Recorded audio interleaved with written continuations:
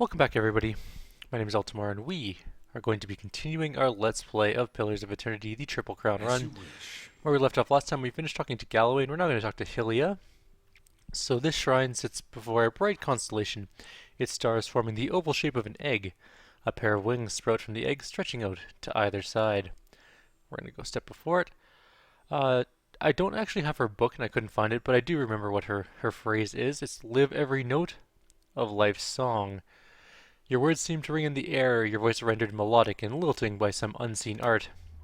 You shut your eyes to pray. As you wait in darkness, the world around you changes. You feel sunlight bright and warm on your face. A light breeze carries music to your ears. As vivid as these sensations feel, somehow you know that they are not real. You look around and find yourself standing in an open-air temple built on a mountain summit. It's filled with elves, orlins, and assorted other kith. Ringing the entire scene is a fringe of trees, their verdant branches filled with birds of all different colors, shapes, and sizes. Everyone is singularly absorbed in a particular pursuit. An Orlin sits with a canvas, a paintbrush in his hand, and jars of green and blue and yellow pigments at his feet. An elf and an Amoa standing to the side are locked in conversation, their expressions dancing with delight. Still others scribble stanzas of poetry or crude sketches on sheafs of paper, losing themselves in the delicate minutiae of lines and symbols. You feel the breeze again, and two elves basking in the sunlight shiver. The largest group gathers in the middle of the temple. They sing a lush, chaotic harmony, composed of several complementary melodies. Others drift towards the singers, in ones and twos, as if buffeted by a gust of wind or phrase of the song. A ripple passes through the trees. You think it's the wind, but the chirping changes to screeching. Hundreds of birds take to the skies, all headed in one direction. Away. The devotees glance up at the trees, just barely distracting from their activities, but the wind picks up, scattering their pages of poetry and art and ripping the songs from their lips. They look skyward, and you follow their gaze. A dark shape blots out the sun. You can't tell what it is, but it unfolds and expands. It seems to fill the sky. The wind roars over the summit. Before you can flee, a shadow falls across the temple.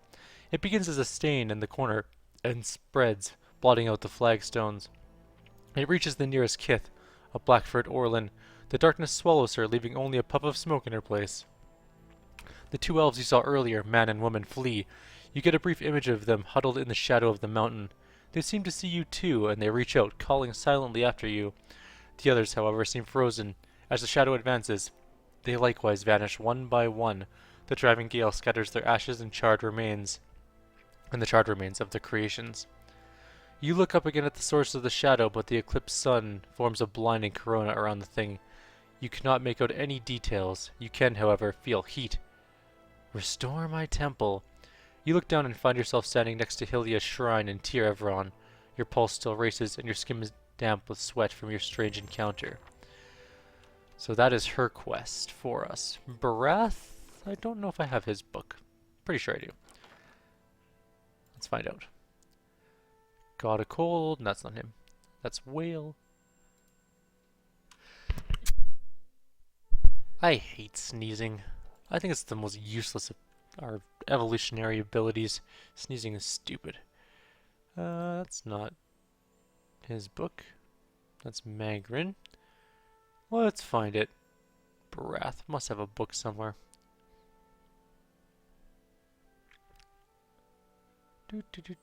Just searching through my books. Can't find them. Where are they? Many Faces of Berath. How fitting that we know the god of cycles, doorways, mortality, and inevitability as Berath, while the Valians know this very same god as Arona. For if nothing else, Berath teaches us that duality in all things. There is life in death, death in life. Embrace this duality, and you honor Berath. That's exactly what we're going to do. In the glistening stars of the nearby constellations, you see the grimscape of a skull. Its jaws are open wide, as if frozen in a silent scream. There is life in death, and death in life. There is a rippling shift in the air around you, as if some unfelt wind has changed, bringing unexpected warmth. You feel the peculiar weight of an unseen presence, and of eyes upon you. You kneel and pray to Berath. Even while your eyes are closed, you see the road that seems to stretch on forever. The stars wheel overhead in a clockwork rotation of constellations, disappearing over the horizon to your left, only to rise again on your right. You try to make out the details on either side of the road, but your eyes can't seem to focus. One moment you think you see a meadow blanketed with mist and another sheer canyon walls. Sorry. For an instant, you see waves lapping at the edges of the road. Were you to step in the shifting landscape, you feel certain you would only end up back on the road. You know this is a vision, but the packed dirt feels firm beneath your feet, and the night air cool on your face. You are walking. Your feet seem to carry you forward of their own accord. Something looms ahead of you. As you get closer, you see two stone figures that look strangely familiar. You remember the door to Slieban Rilag, and the two figures carved in the mountains next to it. One looks vaguely male, and the other vaguely female. Only a thin layer of flesh covers their skeletal bodies, which twist to face the doorway between them. The doorway, however, is not what you saw in the ruins. Its skull, gaping and jawless. And you look on, its mouth, or as you look on, its mouth seems to grow. The arms of the two stone sculptures are swept towards the mouth, inviting you in. Let's go in. The road continues through the maw, to another shifting landscape surrounded by stars. As you pass through it, you see an identical doorway in the distance. A dwarven man stands near it, unmoving. You turn and look behind you, only to see the skull gate you just passed facing you. An elven woman waits in the road. Like the dwarf, she stands still. Let's go to the elf. You start towards her. There's something unnatural about the way she stands. She's too still. When you get closer, you see that her legs taper into a slender trunk, and in place of her feet are gnarled, twisting roots. She lifts her face to an invisible sun. Her long golden hair is the color of autumn leaves, and as you look more closely, you realize that her head is actually covered with tendrils and vines, sprouting brilliant yellow leaves. Each glimmers with the essence of an entire soul. She gives you a beatific smile as you look on. The leaves seem to fall from her head and settle at her roots. They melt into the path beneath her, and almost immediately new leaves sprout in the place of the old. She reaches towards you, smiling as roots spring from her fingertips. Her outstretched arms bar the path. Come, graft your soul to the golden grove. I'm gonna turn and run. Before you can flee, her roots twine around your shoulder, yet as they do, they grow rigid and cold. Her outstretched arm petrifies, and as rough stone bark overtakes her flesh, she can only look on in horror. You break away from her brittle grasp. Her feet are rooted in place, but she twists and writhes, as if trying to flee her own dying limb. The petrification reaches her shoulder and spreads down her body, freezing it in a painful arc. It creeps up her neck, and she throws her face skyward like a drowning swimmer. The grayness covers her face, freezing her grasp in stone. Now that she is still and lifeless, you can continue past her. Only the golden leaves on her head remain untouched, and as you watch, they fall one by one to the path below. They shrivel as the shimmering essence fades from them. You lift your gaze and see the dwarven man standing further down the road. Let's talk to the dwarf. You continue down the road towards him. He looks up as you approach, but you can't tell if he's looking at you or through you. His face is smooth but flaccid, as if the flesh has detached from the muscles underneath. As you look on, his face begins to change. Wrinkles crack at the corner of his eyes. His mouth sinks, carving deep lines from his nose to the corners of his lips. His jowls sag, and the loose flesh hangs like dough. He raises his cupped hands. They're covered in blood. He lifts them to his face and smears himself, from his newly creased forehead to the wattles of his neck.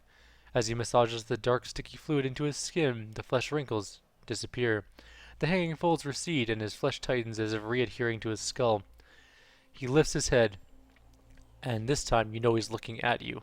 His renewed face looks like a mask, artificially smooth and still. Behind it, his black eyes are two hungry pits, yawning like the empty mouth of skulls. Come, make your sacrifice to the Ethik Null. His body blocks the path. He extends a bloody hand towards me. Kill him. You strike out and are surprised at how easy his flesh gives beneath your blow. It rips like dried canvas, following a long seam that begins at his arm and stretches the length of his body. Blood gushes forth in such quantities you can't imagine there was anything else in him. Sure enough, as the dwarf empties of blood, he collapses like a desiccated husk. The blood in the path gleams with 1,000 souls worth of essence. The essence evaporates, trailing shining filaments into the night sky. Only now that he is dead can you continue onwards. The blood pools around your feet, and a voice echoes along the road, barely more than a whisper on the breeze. Return them to the wheel. You look up and see the skull gate ahead of you. The candles of Tyr Everon wink through the open mouth.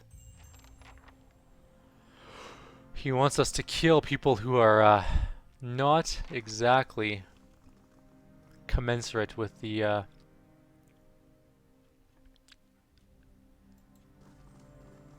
ideals of his faith. So we talked to Galloway, and we haven't talked to Abaddon or Magrin yet. We can do that with these shrines as well, by the way. Hylea and Berath have their own. Oh, I guess we can't. I thought we could.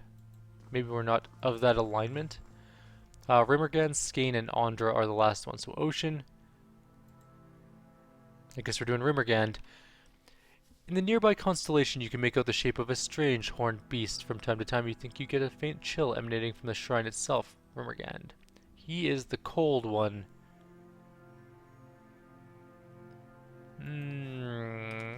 What's his phrasing? He's the god of cold. And, all life ends in stillness. That's what I thought, but just wanted to make sure. All life ends in stillness. You feel a sudden gust of cold air, as if the shrine were bursting into wintry life. The frigid wind cuts through you like a sharpened blade, and darkness encroaches upon the edges of your sight. You kneel and close your eyes. As you pray, the blackness fades to white, and a howling wind fills your ears. The vision that slowly resolves itself is of a broad, frozen plain. You see a procession of elves in the distance, periodically fading into and emerging from the whiteness. They trudge over snowbanks, their heads down against the driving winds. As they trek past you, one man bundled in furs turns his head. Headed for Noonfrost and the Frost-hewn Breach too? Before you can answer, he's lumbered ahead. You follow the caravan, and in a couple minutes you come to a wall of ice. It disappears into the pale emptiness overhead and stretches as far as you can see in either direction. Oh, it's the wall, okay.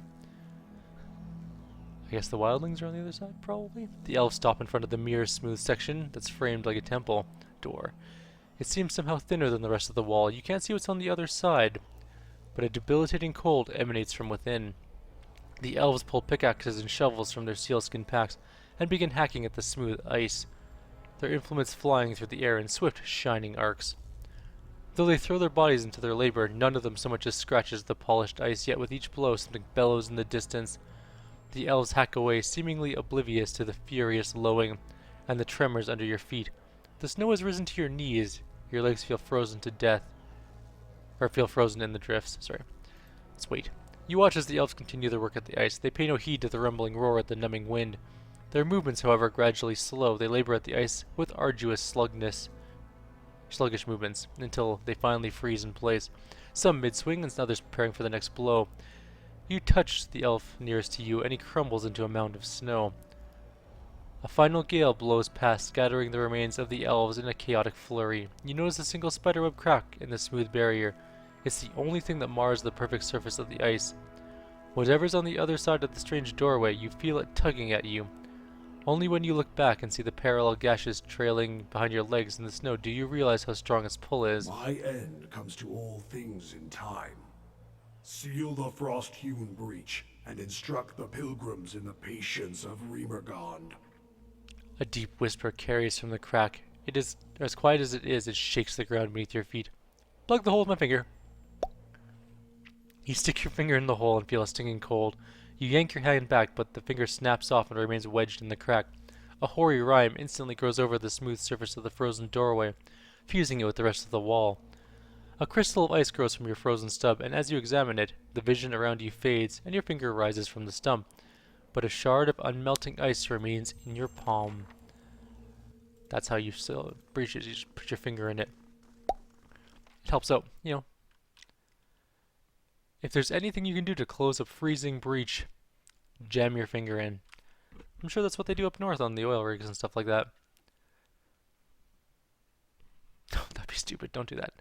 Nobody should take anything I say seriously, by the way. I'm not responsible if you jam your finger into something like that.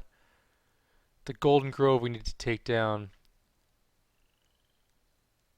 We have to return her, I guess, to the wheel. The Golden Grove has a dryad, I think, as their leader, or some sort of dryad-like creature. We also have to do the Hylea quest. We're not even that close to a level. It's kind of sad. Let's go talk to them. We kind of know where she is. I think we talked to them once before. Many blessings, traveler. I'd like to know more about Arona. We already talked about this before. Where is she?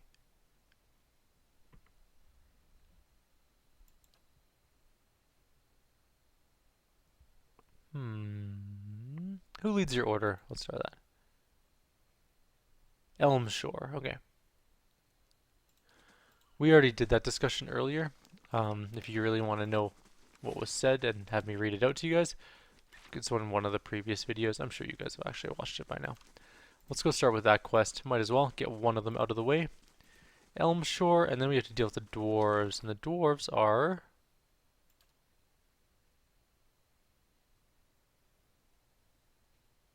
part of the Ethic Knoll. We have to find them as well. I think they're in the Blood Sands, if I can remember correctly. But we're going to Elmshore to deal with the Dryad first. I have a weird bump on my head today. I kind of want to, like, pick it off, but what if it's like a scab and I start bleeding? That would just be unfortunate.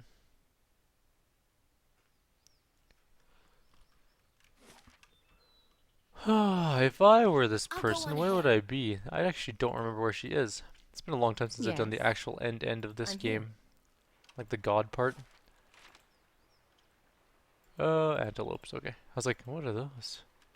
They're animals. I'm gonna guess she's either over here.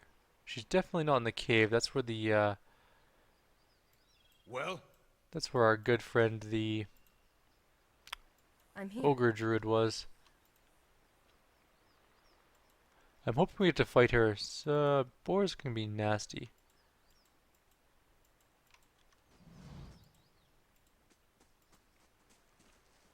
Guess they're not going to be, though. I guess if we don't bother them, they won't bother me. I'm okay with that. What is it? I think fighting her... She's actually maybe by the Audra pillars. To whispers and shadow. Or possibly over here. I'm hoping she's closer to this bridge. Although it's not looking good in that regard. Yeah, I think she's down over here. Let's go find her. We can probably pull her back to the bridge, though. Because the bridge is an excellent choke point. I'm here. There's no other moderately good choke points either in this area. I mean, there's some trees and stuff, but it's not going to help us out too much. Hello? Dryad leader? Aora? I think your name is? No, Aora is the name of the world. I found an Adragon. I'd be glad to.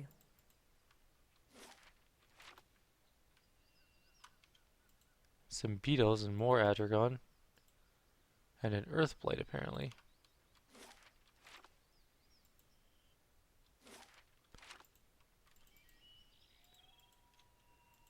Is it just the one Adragon? Or is there a lot of them? Guess we'll find out shortly. Oh no, there's some nasties in there.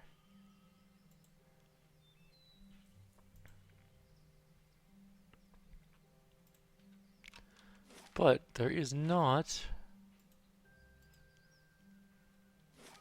our immortal chick. She could also be over there, I guess.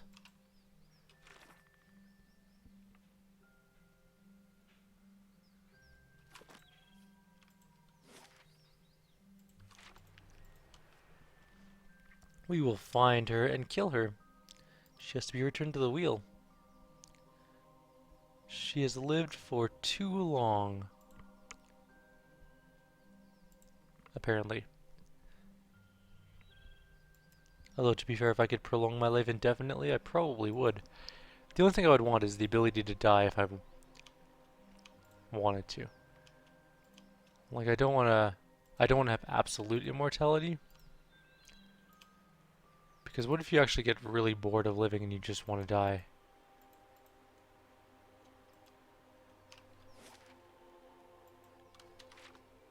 She's also possibly on that island. I didn't realize there was a little island there. little rock alcove leads to that little island area, which is actually good because it's really close to this bridge, so that's a good pull point. Or we could just fight them on the little pathy thing. This looks like where she is.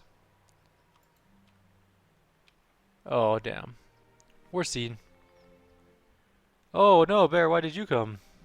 An elf stands on the dais. In the middle of the clearing, the ground is blanketed with leaves in various shades of russet and gold. Her eyes are closed and her arms folded in front of her. A curtain of autumnal hair hangs in front of her face. As you draw near, she lifts her chin and looks at you with shifting hazel eyes. Greetings, Estramor. You are among the ovates of the Golden Grove. They brighten from dull brown to vivid green. Her voice is as soft as the breeze, sighing through the trees. Berath has sent me to end your life. It has continued for too long. At least he chose someone who wouldn't wrap her intentions in trickery and lies. But what is a god that his voice should carry so far? And what are you that you should so eagerly obey? The gods only have dominion over what we seed, and you would cede matters of life and death to them. Her mirthless laughter sounds like water breaking on rocks. Are you any different? You've extended your life beyond its natural span. Through work and wisdom, the greater the tree, the more fruit it may yield. She nods at the ovates gathered in the clearing. They are vines climbing an ancient elm into the sunlight. My growth sustains them. Should our harmony fall prey to a god's jealousy? Your growth stunts theirs. They learn nothing from you. If this is what you demand of the other ovates, you're no different from the ethic null or the gods. A storm of protest brews behind her color-shifting eyes. She says nothing for several seconds, but you see the fury slowly drain from her face as her eyes fade to the brown of dead leaves. Finally, Arona lowers her head. Your words carry truth and shame. It was never my desire to diminish my followers, but I can see perhaps where my roots left no room for them to grow. Very well, if my season has ended, let me pass with it. As she closes her eyes, the warmth and color drain from her body. Her breathing slows and her ashen skin stiffens with a dull patina. When the last sigh leaves her lungs, cracks carve their way across her flesh, dividing it into hardened ridges. Within seconds, Arona has petrified, her bark-encrusted face turned towards the ovates below the dais.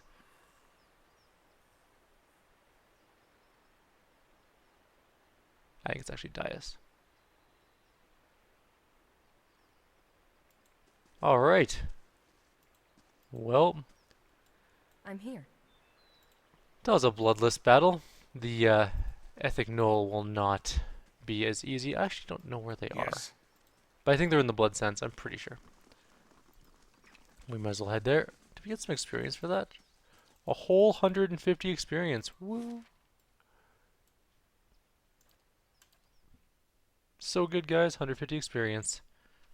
That will level us up in like 900 of those, or something like that. Maybe not quite that many, but a lot nonetheless. I'm almost certain that the Blood Sands have the dwarf. Hope I'm right, otherwise I'll be very silly. We also have a couple side quests to do in this town that we haven't done yet, and we'll get to them. The clear waters taste sweet and refreshing. We're going in the Ethic Knoll base. I also totally picked that bump off my head. I don't know what it was, but it felt so good to do. I don't think I'm even bleeding, so it's all good. Everything is gravy. Let's go. What did I get out of this? Oh, we should buy a Senate escort. Get rid of this dude. Stupid supplicants. There's a Keeper Garos. The Ethic Knoll welcomes your presence, supplicants. Not for long. A dwarven man stands motionless near the roaring fire that lights the cavern. Your sacrifice feeds the land, supplicants. Come forth. A gust of smoke curls around him, licking the charred flesh that bulges on his forearms. They suddenly flex. Estramor. The dwarf holds his fists in a tight grip. Your kin doesn't come here to share with the tribes. What do you want? Tell me about the Ethic Knoll. That's who we are, the dwarf picks on his scarred forearm. His guttural sigh mingles with the crackling of wood and bones behind him. As I said, Estramoran rarely visit our halls. Our order has thrived for generations. Before we came to Twin Elms, our rights fed the lands of the eastern mountains. Now, we share blood for Irglen Fath. Garost opens his palms. Strikes of red skin run through them like flames. To everything that must end, our sacrifices bring new beginning. He looks up. We sustain what's to come. Tell me about the sacrifices. Garost spreads his stocky legs apart and locks his forearms. Everything must die to return a new Estramor. Through the sacrificial rites, we offer supplicants the honor of giving their most precious gift back to their brethren, back to the land. The dwarf lifts his fist, thick and mottled by red scars. The blood gives us strength. Even the Glenfathans have come to depend on the blood paint. They brim with power before battle, all thanks to the sacrifices of their kin. What is this place? The Glenfathans call this place Blood Sands. We call it home. The Ethic Knoll have tended the land from within this cave since before the arrival of the tribes to Twin Elms. Garost crosses his arms. Be warned, Estramor. We bleed life to nurture it. Our sacrifices may strike you as savage, but the health of these lands depends on them, and it's unseemly for guests to insult their hosts. Remember, Estramor, you're a guest in these halls. Respect our ways, and we'll tolerate your presence among us. I have hiccups. Oh, the hiccups suck. No, I don't think we should steal from them. Not yet. Not until we've killed them all off. Or unless none of them can see. Like right now. Ha. It's only a crime if you get caught. That's actually not true. Hello, Keeper? Keeper Wardleha. Let's talk to you. Builder's wisdom to you. The elderly dwarf blinks at you, not quite looking at you. Her eyes are pale and clouded with cataracts. Welcome to the Blood Sands. It's rare that an Estramor sets his foot in these caverns. Her sightless eyes fix on you as she tilts her head. What brings you here, I wonder? Tell me about the Blood Sands. This is the raw, bloody heart of Irglen Fath, where some come to give their essence back to their people. Her dry lips bend in a sardonic grin, where others seek a noble escape from their trials.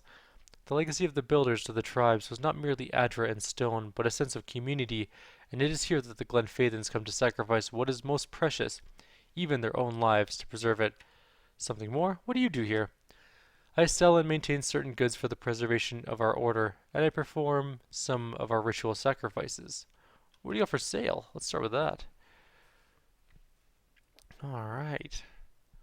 We should probably sell some of our old stuff that we're not using anymore, like that. Can we even go into our stash? Yes, good. We should probably sell some stuff because we have just absolutely boatloads of items we got from killing just everything. Killing all the things, really.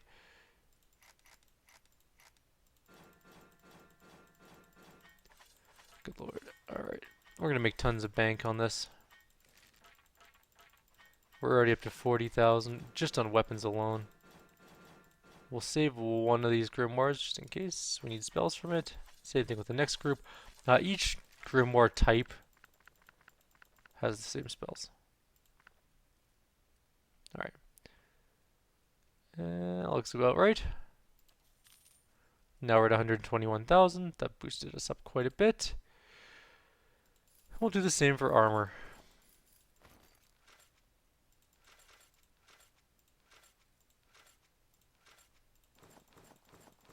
Which will give us probably another 20, 30,000. Maybe less. Oh no, 20,000 probably. Alright.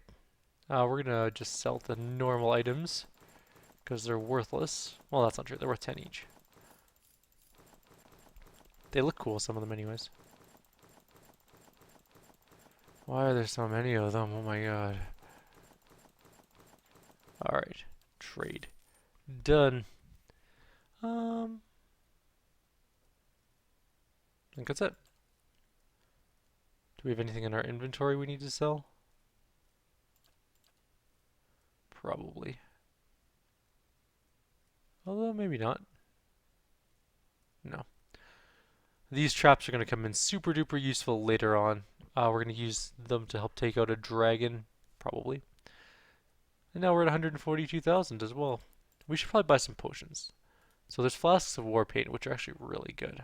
Their accuracy, damage, and endurance. We're going to buy all 5. We're going to buy the major endurance potions, the deleterious alacrity of motion, which they give attack speed, and bulwark against the elements, all of them, and iron skin. Maybe not iron skin, but definitely bulwark against the elements. So it's going to cost us a bit, but potions are super useful. We're going to be using them for some of the bigger fights later on. Let's not steal. It's good not to get caught. Also, we should probably talk to her about the sacrifices. And then we're going to end the video. How do these sacrifices work? Like any worthwhile ritual, it's too complex to explain in detail. It involves clotting the supplicant's essence, binding it to their life's blood, and drawing it into a container or vessel. Alright, so that's going to be the end of this video. Like always, if you have any suggestions or comments, please leave them below. Otherwise, I'll see you guys in the next one. We're going to be continuing on through the Blood Sands, finishing up this place. Take care.